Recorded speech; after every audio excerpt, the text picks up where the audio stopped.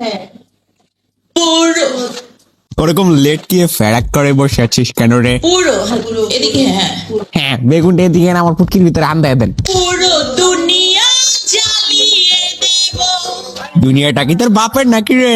আমরা কি ভাড়াটিয়া থাকতে এসেছি?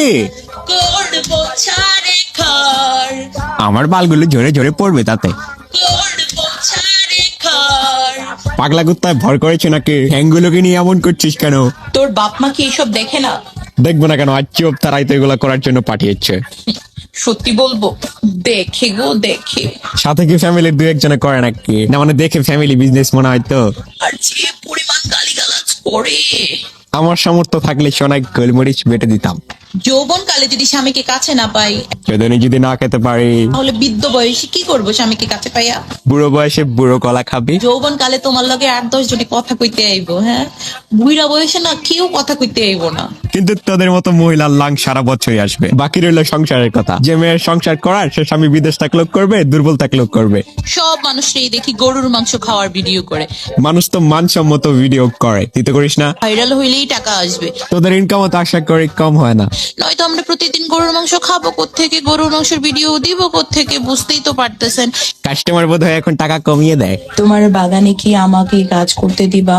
আপনার বাগানে গন্ধ, এরকম গন্ধযুক্ত স্থানে আমি কাজ করতে পারবো না, সরি। আমার বাগানটা অনেক অপরিষ্কার হয়ে আছে। তো বাগানের গাছপালা একটু কাটুন, রাস্তাটা পরিষ্কার করুন। বেবি তুমি অনেক কিউট, একদম ডেইরি মিল্কের মতো। অতি ভক্তি খেয়ে দেওয়ার লক্ষণ। তুমি অনেক জোস, একদম ইনোর মতো। ইনের মতো বলতে? মানে যে কিনা 6 সেকেন্ডেই কাজ করে ফেলে।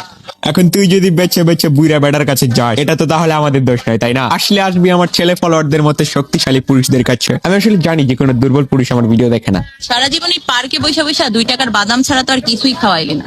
একদিন পার্সোনালি দেখা কর, 90 লাখ টাকার জিনিস খাইয়ে দেয়। ছেলেদের কাঁধে মেয়েদের অনেক সুখ আছে। এর সাথে আমি একমত পোষণ করছি। হায়, কাঁধে মাথা রাখে কি এমন সুখ আছে? তাহলে একদিন কাঁধে পা রেখে দেখ মজা পাস কিনা। আপনার বিল্ডিং এ কয়জন মিস্ত্রি কাজ করেছে?